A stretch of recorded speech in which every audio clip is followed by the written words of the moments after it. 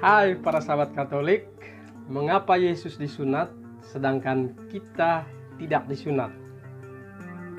Wah, bagaimana jawaban?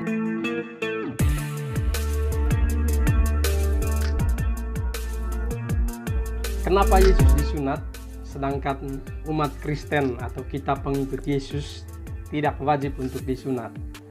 Nah, bagaimana jawabannya? Para sahabat, cerita tentang Yesus disunat dapat kita temui dalam berbagai Injil, terutama dalam Injil Lukas pasal kedua ayat 21.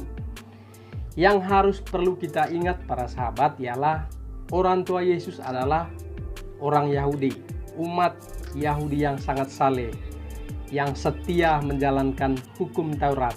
Karena itu mereka mendidik Yesus dalam ketaatan terhadap hukum Taurat atau hukum Musa. Nah, pertanyaannya, sejak kapankah tradisi sunat itu dimulai? Nah, sejak kapan para sahabat? Tradisi sunat sendiri dimulai sejak Bapak Abraham. Sunat adalah tanda perjanjian Allah dengan janji itu kepada Abraham dan keturunannya, dijadikan umat Allah. Nah, saat itu para sahabat, ia memulai nama yang baru, yaitu Bapak Abraham. Dari nama Abram menjadi Abraham, sebagai metrai perjanjian antara Allah dan juga Abraham. Dan Allah pun meminta agar Abraham disunat. Kita bisa membacanya dalam kitab Kejadian pasal ke-17 ayat 10-12. Jadi sejak saat itu sunat menjadi syarat inisiasi. Semua orang harus disunat agar dapat diterima dalam masyarakat Yahudi pada umumnya. Demikian juga yang dibuat oleh Tuhan kita Yesus Kristus sendiri. Pada hari ke-8 ia dibawa oleh orang tuanya untuk disunat. Nah, peristiwa inkarnasi sepenuhnya Sang Sabda masuk ke dalam budaya manusia, yaitu sungguh-sungguh ia datang ke tengah-tengah milik kepunyaannya, yaitu di tengah-tengah umat Israel, di tengah-tengah kita umat manusia. Nah, pertanyaannya para sahabat, tapi kenapa pengikut Kristus tidak wajib melakukan sunat? Contohnya saya, atau mungkin para sahabat di luar sana, pasti ada yang belum disunatkan. Nah, para sahabat, karena Yesus telah memperbaharui tanda perjanjian itu dengan darahnya di atas kayu salib sebagai darah perjanjian itu. Nah, hal itu dikatakan Yesus sendiri dalam perjamuan terakhir ketika ia mengangkat cawan yang melambangkan darahnya. Ia berkata, cawan ini adalah perjanjian baru oleh darahku yang ditumpahkan bagi kamu. Kita bisa baca di Injil Sinoptik, yaitu di Injil Lukas pasal 22 ayat ke-20. Nah, sabda Yesus ini menunjukkan bukan hanya pada perjamuan saat itu, tetapi terutama pada peristiwa salib yang kita peringati dalam masa Paskah beberapa hari yang lalu. Nah, yang kemudian akan digenapi oleh kebangkitan Yesus.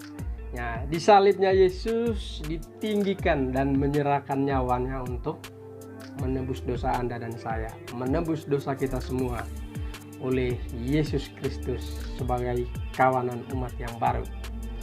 Nah, Yesus bilang, apabila aku ditinggikan dari bumi, aku akan menarik semua orang kepadaku. Kita bisa baca di Injil Yohanes pasal 12 ayat ke-32. Jadi para sahabat, alasan sunat ini tidak perlu lagi bagi kita umat Kristiani, karena kedudukannya telah digantikan oleh apa?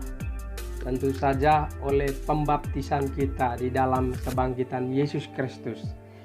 Sehingga dalam umat perjanjian, kita sebagai umat perjanjian baru, kita dimasukkan bukan lagi oleh sunat, tetapi melalui persekutuan dengan kematian dan juga kebangkitan Yesus Kristus 2000 tahun yang lalu.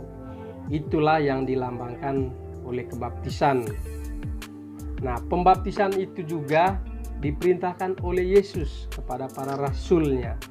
Nah, tertulis di dalam Injil 28 ayat 19 sampai 20. Dan ini juga salah satu amanat Yesus sendiri, amanat agungnya. Dan jadi saya tegaskan kembali, dengan dibaptis maka kita dibersihkan dari dosa kita dan kita memperoleh kelahiran baru kembali dalam Roh Kudus. Nah, menurut Katekismus Gereja Katolik 1262 atau di Yohanes 3 ayat 6, kita menjadi ciptaan baru, atau di 2 Korintus 5 ayat 17, kita diangkat menjadi anak Allah.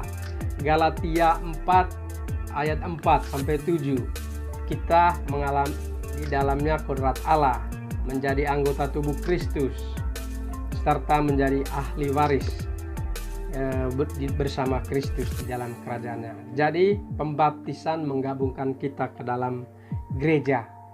Di Katekismus Gereja Katolik 1267.